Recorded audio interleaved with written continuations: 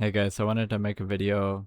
I think I want to put this on Instagram, but I wanted to make a video about why did I ever get sober or whatever? Why did I go sober? Why did I stop using drugs? Why did I stop doing psychedelics? Why did I stop smoking weed?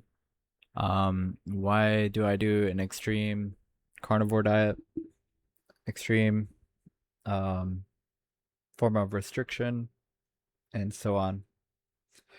And I want to address this. The reason I do this stuff is because I practice it's basically a form of abstinence. For It's a form of abstinence where I don't cheat on my diet, and I also don't cheat in the realm of like doing drugs or anything. So I don't do drugs, I don't cheat on my diet. I only eat meat. I do have some butter with like minimal amounts of salt, and I drink water. That's pretty much it. And so it's like, why the hell would anyone ever do this? Um, I used to do psychedelics. I used to really advocate really hard for them.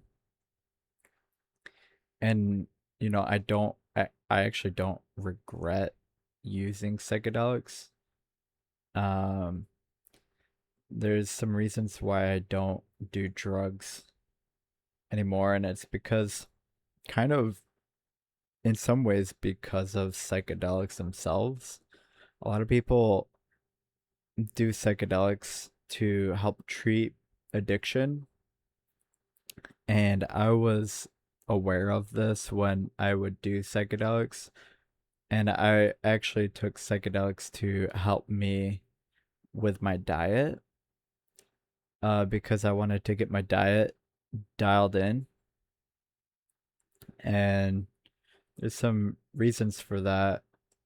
Um, a reason why I even do a diet to begin with is because not doing a diet led me to, I guess, really intense issues, like health issues and stuff. Um, Weight problems. Um, Sorry. Weight problems. I wanted to just get to a healthy weight. Really, that's all I wanted when I first started to investigate diet. Because if I just ate the food that everyone else eats, I would put on weight. And so I tried to find a solution to that. And one of those solutions was carb restriction. And instead of counting calories, which seemed a little more complicated to me, counting carbs seemed easier. Like, oh, all I have to do is just count carbs. I can only have like 30 carbs a day. I did that. It helped me actually lose weight. I lost like 70 pounds just trying to eat 30 carbs at max. I could eat anything else I wanted. It just 30 carbs was the max I could have. No counting calories, nothing. And it actually kind of worked. I lost weight doing it, but the thing is um over time,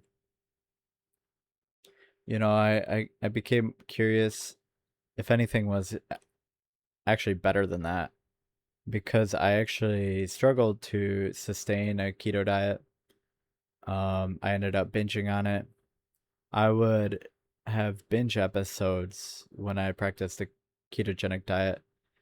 Um, and when I would do psychedelics, often I remember I did psychedelics one time at like a low point, like a rock bottom moment, where I wanted to just stop eating this junk food that I knew was so bad for me from all the research that I did or whatever. I knew this stuff was toxic and bad for me. So you know, I did psychedelics to see if they could help me. And there's a lot I probably will never talk about with that, but um I learned through psychedelics in some sense that um the issue is really about living truthfully, and that cheating um can lead to living a lie. And it was honestly a lot more of an answer than I probably even wanted, but it was what I needed to hear. And it was something that I didn't really believe. It's like I actually tried to um I I I don't know if I even wanted to believe, but I would I could almost vision I could actually like vision what it would look like, that downward spiral, the slippery slope of even a little bit, the voice of rationality. There's so many things I learned uh, from trying to investigate this with psychedelics, that I recognized that a carnivore diet was. I learned about a carnivore diet as like a solution. It's like I kind of knew about it, but it was like once I did that, it's like okay, it was like try this, and it's like I tried it and it worked, and I maintained it for a month. I fell off, and then I did kind of the old binge thing, and then it's like this cycle of like trial and error, and then I really realized like what that lesson on that from the psychedelics is like. It was not BS. There's a lot of people that try to tell me over the years of just like, moderation is key, balance is everything, or all these mantras, whatever. And it would really put me in a downward spiral whenever I cheated. And it was like it just reaffirmed to me that that was true.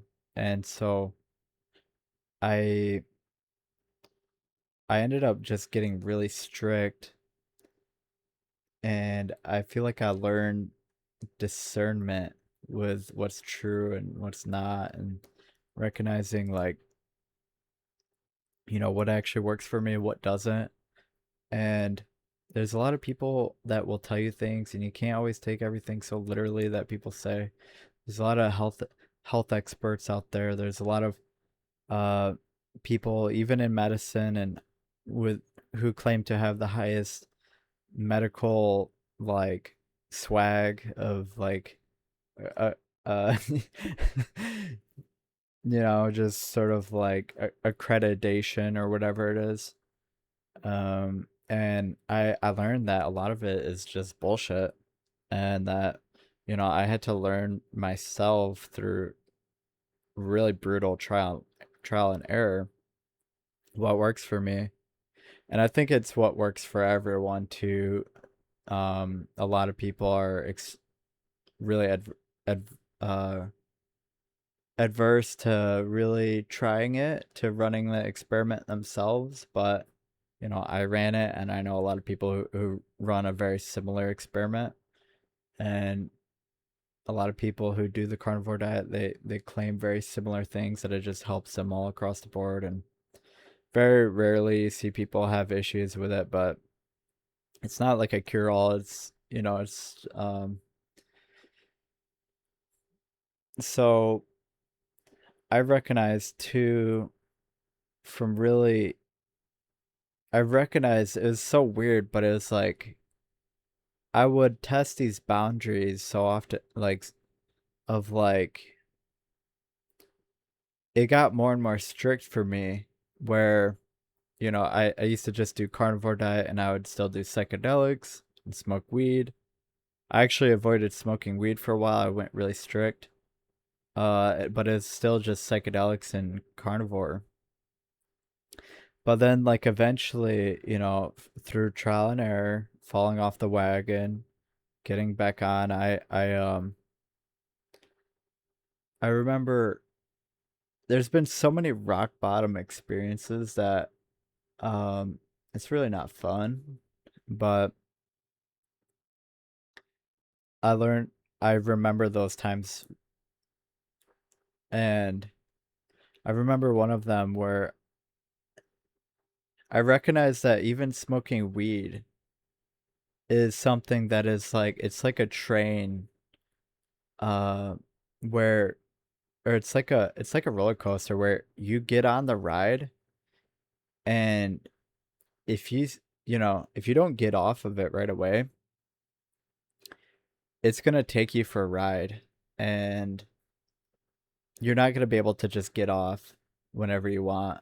And and I recognize that, and it takes you to a place, and I started to recognize that, it's like almost vision like, whereas I could see that, well, if I allow weed, then why not do mushrooms? Why not do LSD? Why not do MDMA, like ketamine? And then from there, I could see that, oh, that's how I end up taking a party favor at like a rave, and that's how I could end up dying. And I think a lot of people, when if they had an experience like this, they would just immediately just dust themselves off, be like, "Oh, that was nothing." Like, they would totally sweep it under the rug and just reject it outright. But for me, it's like I see this, and it's like, okay, I see it. This is like a lesson, and I recognize, for me, I can end up like a poly drug addict if I even smoke weed.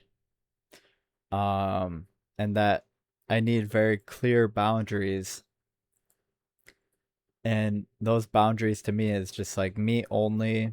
That's like the strongest. That's like the strongest thing for me, is like just me only, and it's pretty much like truth only. I don't know, and there's this idea in the Bible of like separating the wheat from the chaff, and to me that's like separating the truth from the lies. Um and for me, it looks like a meat only diet, and I it's like it's I there's so much discernment that this freaking diet has helped me with. It's like this is the thing, this is like the thing, like everyone will tell you all kinds of things, like, you know don't people tell you all kinds of things, like what it's supposed to do. Oh, it's supposed to, this diet, it'll clog your arteries, heart disease, bowel disease, all these things. You need fiber. All these things people say to you, and they can't even imagine. It's like it's the one thing that is like been like, wow, everything that these people are saying is just bullshit. And um it's kind of a brutal thing to say, but um a lot of it is just not true. Um I do believe that people who eat like red meat, where it's like they're eating um hot pockets and pizza and things like that, yeah, that person's gonna have horrible health. And you do the research on these people, and yeah, they're gonna have horrible outcomes. But there's just no research really on people who do a meat only diet. And then there's Um, then you can just go down the whole rabbit hole where it's like, oh, humans were the top tier carnivore species on Earth. Like they could hunt any other animal that they pretty much wanted to. They would hunt other carnivores for sport. They could just hunt like a cheetah or a lion just for fun because they were so good at hunting. They were such high level carnivores. They were above wolves, and and it's like, there's stable nitrogen isotope testing where they can tell what species are carnivorous or well plant are herbivores based off of the nitrogen in their bones and stuff. And it's like humans had the highest levels along with like all the carnivores. And that to me was like a pretty big piece of evidence. And then just like cave drawings and just all these different clues about anthropology, and listening to all these different um people who are in medicine and in science. And it's like some of the most prestigious universities like Harvard um and John Hopkins University Hospital and stuff like that. And it's like all this stuff, and there's so many names of doctors and researchers that I it's like these are the people who are these are the people who are like the top of the top in terms of like research and stuff. And and that's the way that I see it. And then I see, I see everything else. I do research on like veganism and all these other stuff, and it's just like it's just not as good. and and it is important to look at both sides. um but eventually it's like, wow, I don't know. I think that you have to find the truth for yourself. and and I think there's a lot of lies in the vegan community. um I think there's a lot of showery where you have influencers who are basically peddling diets for um to like teenage girls and stuff like that. And a lot of it's like eating disorder type stuff. And Freely the Banana Girl, where she's only eating a high sugar, high carb diet and very little protein. And then you see these people who are like wasting away. You see the epitome of vegan deterioration. You compile all of that. Uh, you see all these people who are like degenerating and getting worse the longer they're on a vegan diet and plant-based diet.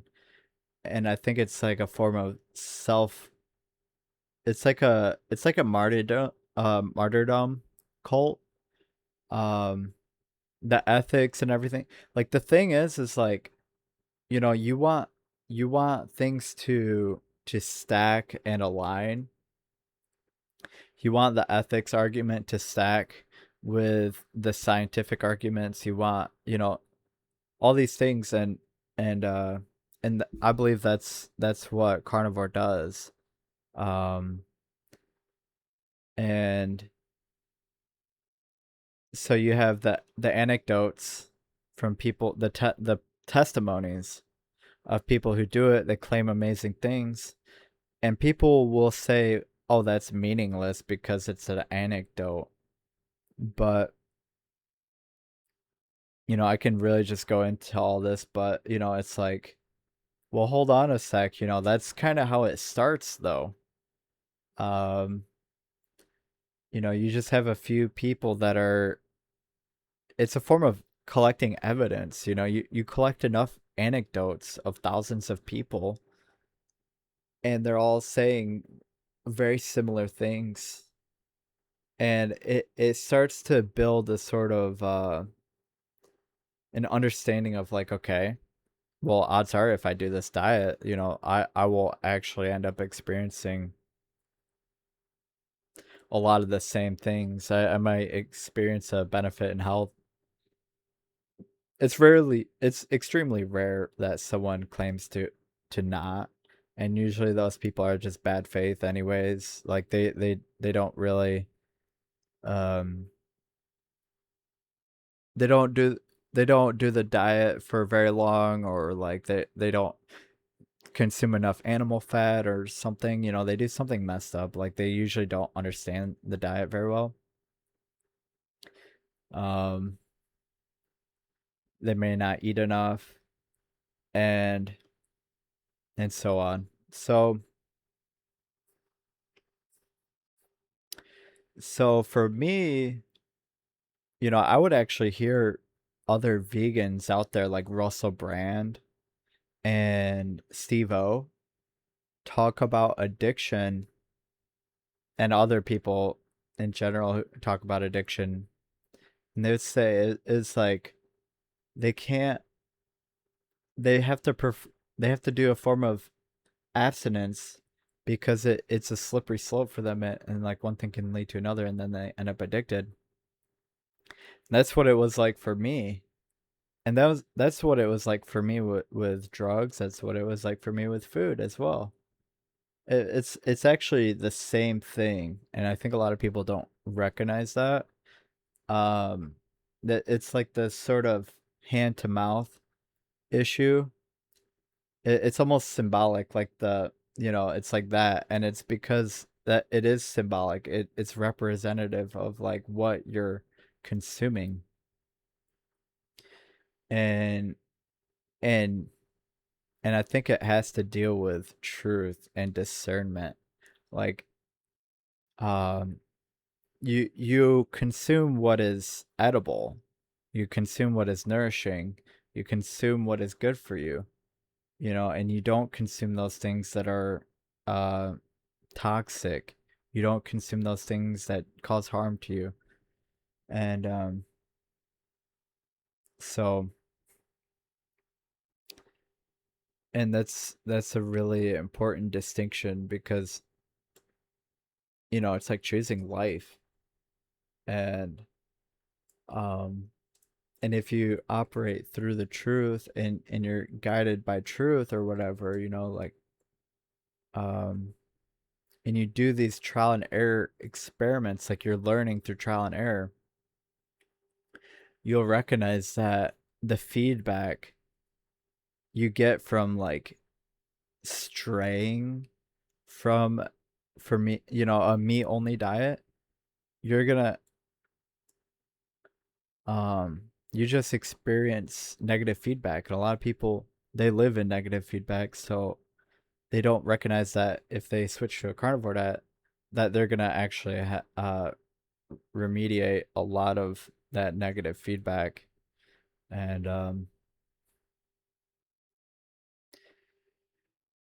And for I stay so strict to keep myself sober, and to keep myself from cheating, because the biggest thing is I actually don't want to live a lie. A lot of people, they might be like, they have these impulsive sort of reactionary responses to, about any form of like advice, or like being told what they should or should not do. It's actually a big issue for a lot of people. They don't want to be told what to do, blah blah blah. But it's like, what are you choosing then? Are you choosing life, or are you choosing like a lie? And are you it's like a crossroads, and people they get to a point where they really do not want to be told what to do. They don't want to be given advice, all these things, and uh, they don't want guidance and all this stuff. But it's like, okay, why why then would you choose why would you choose why would you choose between the crossroads for better or worse, you know?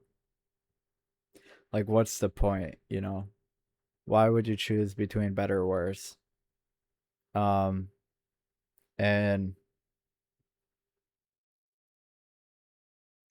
and I think a lot of people I think are choosing for the worst, and it's a I think it's a way of self-annihilation and to descend into unconsciousness, to sort of escape responsibility and accountability, and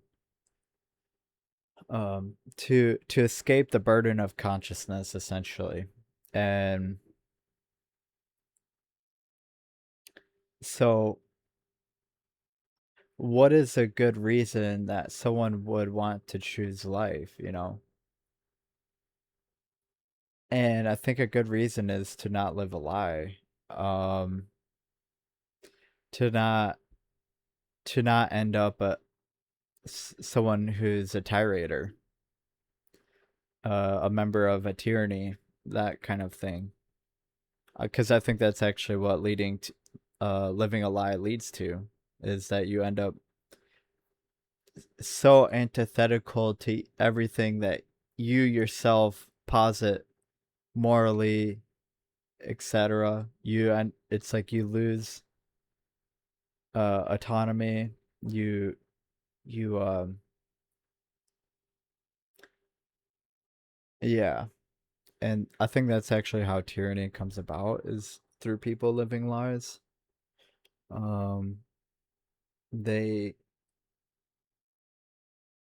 they don't choose what is true, and and yeah, they choose what is not true. They choose against life. They and so forth.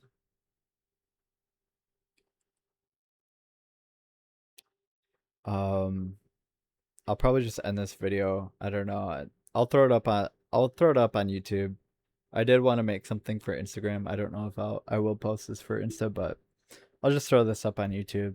Um, but yeah, I want to live truthfully. I don't want to live a lie. I don't want to end up someone who's like a tyrant, you know.